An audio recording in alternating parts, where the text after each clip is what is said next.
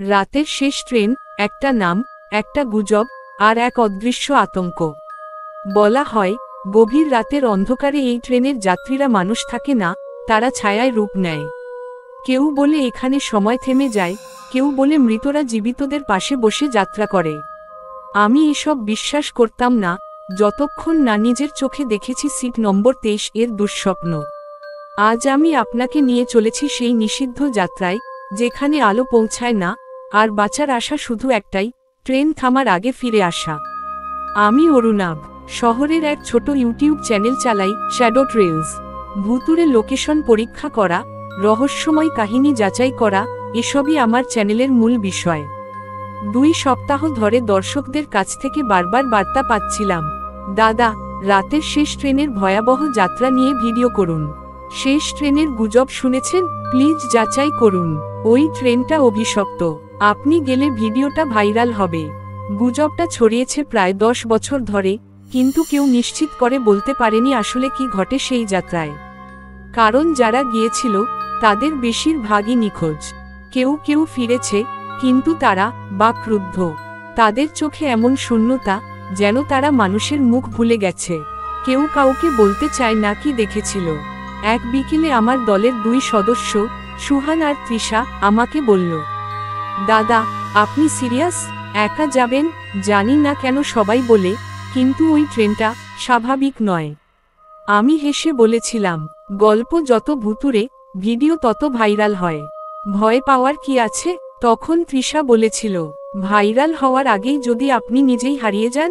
তখনও আমি মজা করেই নিয়েছিলাম, ভাবিনি কথাটা সত্যি হতে চলেছে। রাত সকাল 11:15, আমি পৌঁছালাম পুরনো পূর্বরীহাট স্টেশনে। স্টেশনটা যেন ভুলে যাওয়া। একদিকে ঝুলে পড়া তারের জঞ্জাল, অন্যদিকে মরচে ধরা লোহার সাইনবোর্ড।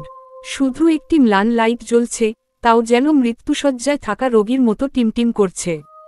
আশ্চর্যজনকভাবে স্টেশনটা সম্পূর্ণ ফাঁকা।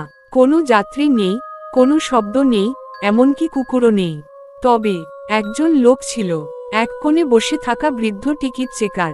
চোখ তার কুঁচকে গেছে, চুল ধুলো রঙের। আমি এগিয়ে গিয়ে জিজ্ঞেস করলাম, কাকু, রাতের শেষ ট্রেন কখন আসে? বৃদ্ধ ধীরে মাথা তুললেন। তার চোখে অদ্ভুত এক অভিব্যক্তি, দুঃখ আর ভয়ের মিশ্রণ। তিনি বললেন, এখনো সময় আছে, কিন্তু বাবু, আপনি ওই ট্রেনে উঠবেন না। কেন? যারা ওঠে, তারা আর মানুষ থাকে না। হাসি চেপে রাখলাম, এসব তো শুনতেই এসেছি। আমি বললাম, গুজব সত্যি কি না দেখতে এসেছি। আমি উঠব। বৃদ্ধ একটা দীর্ঘশ্বাস ফেললেন, তারপর হঠাৎ হাত বাড়িয়ে আমার কবজি ধরে ফিসফিস করে বললেন, ট্রেনে যদি উঠেই পড়েন, তবে শেষ কামরায় যাবেন না। সিট নম্বর 23, ওটা জীবিতদের জন্য নয়। এক শীতল স্রোত নেমে গেল আমার পিঠ বেয়ে। আমি জিজ্ঞেস করলাম, সিট নম্বর 23-এ কি আছে? বৃদ্ধ কিছুক্ষণ চুপ রইলেন, তারপর ঠোঁট নড়ল, আর শুধু একটি শব্দ বেরোল, সব। আরও কিছু বলতে যাচ্ছিলেন, হঠাৎ বাতি নিভে গেল। স্টেশন অন্ধকার। এক মুহূর্ত পরে দূর থেকে ভেসে আসলো ট্রেনের হুইসেল। রাতের শেষ ট্রেন এখনই আসছে। ট্রেনটি সামনে এসে থামতেই বুক হিম হয়ে গেল। এটা সাধারণ ট্রেন নয়। বগিগুলো আধো আলোয় ভিজে আছে, জানালার কাছে কুয়াশা জমে আছে, আর প্রতিটি বগির দরজা আপনা থেকেই খুলে গেল। কিন্তু ট্রেনের ভেতরে কোনো লাইট জ্বলছে না।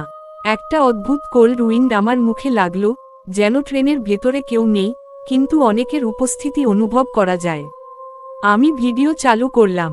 বন্ধুরা, এখন রাত সকাল 11:40। আমি দাঁড়িয়ে আছি পূর্বরীহাট স্টেশনে। পেছনে যে ট্রেনটা দেখছেন, এটাই সেই কুখ্যাত রাতের শেষ লোকাল ট্রেন। আমি এখন উঠছি। ধীরে ধীরে ট্রেনে পা রাখলাম। মেঝে ঠান্ডা বরফের মতো, হাওয়ার গন্ধ, পচা মাংসের গন্ধ। 2 নম্বর কামরা বেছে নিলাম। ভিতরে ঢুকেই দেখলাম, ট্রেনটি আসলে ফাঁকা নয়। এক মহিলা বসে আছেন জানালার পাশে, 2 জন পুরুষ দাঁড়িয়ে আছে দূরে, আর এক বৃদ্ধ লোক চুপচাপ তাকিয়ে আছে ছাদের দিকে। তবে তারা কেউই একবারও আমার দিকে তাকালো না। এমন নীরবতা, যেন তারা জীবিত নয়। আমি চিৎকার করে বললাম, কেউ আছেন? কোনো উত্তর নেই। হঠাৎ একটা ঝাঁকুনি দিয়ে চালু হয়ে গেল।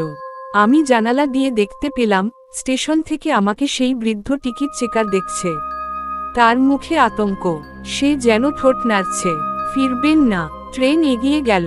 আমি বুঝতেই পারিনি আমার দুর্ভাগ্যের যাত্রা শুরু হয়ে গেছে। ট্রেন কিছুক্ষণ চলার পর আমি লক্ষ্য করলাম ট্রেনের জানালার বাইরে কোনো দৃশ্য নেই, শুধু অন্ধকার। কোনো গাছ, আলো, রাস্তা কিছুই নয়, যেন ট্রেন অসীম অন্ধকারে ছুটছে। আমি ভিডিওতে বললাম, বন্ধুরা, ট্রেন চলছে কিন্তু জানালার বাইরে কিছুই দেখা যাচ্ছে না, যেন বাইরে কোনো পৃথিবীই নেই। ঠিক তখনই ঠক ঠক ঠক উপরের লাগেজ র্যাক থেকে শব্দ হলো। আমি ক্যামেরা তুলে ধরলাম, র্যাক নড়ছে, কেউ একজন বা কিছু একটা তার ওপর হামাগুড়ি দিচ্ছে। গলা শুকিয়ে গেল। ধীরে ধীরে র্যাকের এক কোণ থেকে একটা হাত বেরোলো, একটা ধূসর, কঙ্কালসার, নখওয়ালা হাত। তারপর আরেকটা হাত। আমি নিঃশব্দে সিট থেকে উঠে দাঁড়ালাম। র্যাকের নিচে থেকে একটা মুখ উকি দিল, মানুষের মতো, কিন্তু মানুষের মুখ নয়। চোখ দুইটা সম্পূর্ণ কালো, মুখের চামড়া ছেঁড়া, জিভ লম্বা। সে আমার দিকে তাকিয়ে হাসল। হাসির শব্দটা অস্বাভাবিক। হাসি যেন নয়, ডামারের ওপর লোহার টিন টানা শব্দ। এমন সময় ট্রেনের আলো জ্বলে উঠল, আবার নিভে গেল। আলো নিভতেই র্যাকের ওপরের ওই জিনিসটা অদৃশ্য। আমি ভেবেছিলাম হ্যালুসিনেশন, কিন্তু না, মেঝেতে পড়েছিল একটা কালো, পচা দাঁত। ট্রেনের ভেতরের লোকগুলো ধীরে ধীরে মাথা সরিয়ে আমার দিকে তাকাতে শুরু করল। তারা যেন আগে মানুষ ছিল, কিন্তু এখন মহিলার চোখ সাদা, কোনো চোখের মণি নেই। দুই পুরুষের ঘাড়ে দাগ, যেন ফাঁসির রশির দাগ। বৃদ্ধ লোকের শরীরের অর্ধেকটা যেন ছায়া দিয়ে তৈরি। তারা একসাথে কোনোরকম স্বর ছাড়াই বলল, সিট নম্বর 23, ওখানে বসো। আমি চিৎকার করলাম, আমি বসবো না। তারা আবার বলল, 23, 23, 23। ট্রেনের ভেতর প্রতিধ্বনি উঠতে লাগলো, যেন হাজারটা গলা একসাথে বলছে। কান চাপা দিয়ে রাখতে বাধ্য হলাম। ঠিক তখনই ট্রেন থামল, কিন্তু কোনো স্টেশন নেই, কোনো প্ল্যাটফর্মও নেই, শুধু অন্ধকার। দরজা নিজে নিজে খুলে গেল। ট্রেনের বাইরে দাঁড়িয়ে আছে একটা কালো ছায়া, মানুষের চেয়ে লম্বা, শরীর তার টানা টানা, মুখ নেই। সে হাত বাড়িয়ে বলল, হ্যাঁ, শব্দটা আমার মাথার ভেতর শুনতে পেলাম, নামো, না হলে 23-এ যাও। আমি বুঝলাম, নামলে বিপদ, না নামলেও বিপদ। কিন্তু মাথা তখন আর কাজ করছে না। আমি সিদ্ধান্ত নিলাম, দরজা বন্ধ হওয়ার আগে অন্য কামরায় পালাবো। আমি ছুটে গেলাম সামনে দিকে। পেছনে শুনতে পেলাম, 23, 23, 23, যেন ট্রেনটাই আমাকে ডাকছে। দৌড়ে পৌঁছালাম সামনের কামরায়। বগি অন্ধকার, হালকা আলো তাক থেকে আসছে। আশ্চর্যজনকভাবে বগি ফাঁকা।